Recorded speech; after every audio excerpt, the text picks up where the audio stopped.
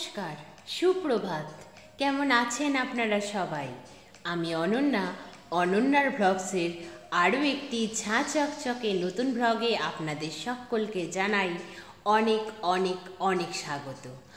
আজ দিনটি শনিবার, সকাল এখন 11টা মতো বাজে। আপনাদেরকে সাথে নিয়ে ঠিক এখন থেকেই আজকের ভ্লগটি আমি শুরু করছি। আজ ভাবলাম প্রায় প্রতিদিনই তো আপনাদের সঙ্গে morning to night routine share করি ব্লগের মাধ্যমে, তাই আজ না হয় আপনাদের সাথে শুধুমাত্র মিড ডে রুটিনটাই শেয়ার করলাম। একটু নতুনত্ব চাই জীবনে, বলুন, ব্লগের ক্ষেত্রেও তাই। সেই জন্যই আজকের ব্লগটা ঠিক শুরু করলাম আমি ঠিক এখন থেকে। আশা করছি আজকের ব্লগটি আপনাদের সকলের খুব ভালো লাগবে। আজ যথারীতি সকালে ঘুম থেকে উঠে ব্রাশ করে ফ্রেশ হয়ে সমস্ত বাসি কাজ কমপ্লিট করে নিয়েছি। তারপরে ভালোভাবে আরও একবার ড্রেস চেঞ্জ করে চলে এলাম রান্নাঘরে। আজ যেহেতু শনিবার, আজ তো নিরামিষ খাওয়ার দিন। তবে হ্যাঁ, আজ অনেক রকম রান্না করার মতো সময় নেই, কারণ আজ শান্তনা দিদি ছুটি নিয়েছে, তাই সব কাজ তো সারতে হবে।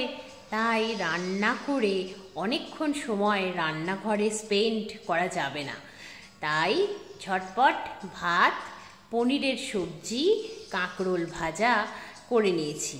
আর এদিকে ভাতের মধ্যে আলু সেদ্ধ আর উচ্ছে সেদ্ধ দিয়েছিলাম। বাস এইটুকুই, আর রান্না করার সময় নেই বলুন। ঝপঝপ করে বেলা শেষ হয়ে যাবে, বাকি কাজগুলো সারতে হবে। মাকে আবার ফিজিওথেরাপি করতে নিয়ে যেতে হবে। ও হ্যাঁ, আপনাদের তো বলাই হয়নি, ভগবানের আশীর্বাদে আর আপনাদের শুভকামনায় ফিজিওথেরাপি করে মায়ের ব্যথা কিছুটা হলেও লাঘব হয়েছে। এটি আমার কাছে একটা অনেক বড় পাওনা। যথারীতি দেখুন, আপনাদের সাথে গল্প করতে করতে আমার রান্না বান্না কিন্তু কমপ্লিট হলো। তারপরে যথারীতি রান্নাঘর পরিষ্কার করলাম, গ্যাস পরিষ্কার করলাম। তারপরেই ভাতের ফ্যান বা মাড় যাই বলুন, সেটা নিয়ে বাইরে এসেছিলাম গোমাতার খোঁজে। কিন্তু বাইরে বেরিয়ে দেখছি 3টি ছাগল আমার অপেক্ষায় যেন বসেছিল। মুখ দেখে তাই মনে হচ্ছিল। ভাতের ফ্যান বা মাড় যাই বলুন, সেটি রাখার সাথে সাথে তার উপরে 3জন মিলে ঝাঁপিয়ে পড়লো। বেশিটা খেলো না, অল্প একটুই খেয়েছিল। তারপরে দেখছি এক গোমাতা দূর থেকে হেলে দুলে আমার ভাতের ফ্যান বা মাড় যাই বলুন, সেই পাত্র দেখে তাড়াহুড়ো করে আসছে। যথারীতি সেই গোমাতা তো এসে খাওয়া দাওয়া শুরু করে দিয়েছে। এর মধ্যে আরও একজন এসে হাজির, তাকে হটিয়ে দিল জানেন। আমি তো দেখেই অবাক।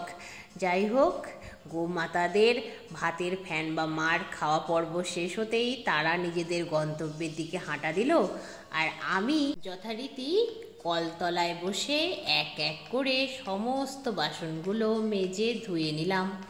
তারপরে ঘরগুলোতে ঝাড়ু দিলাম। তারপরে মুছে নিলাম একটা একটা করে সবগুলো ঘর।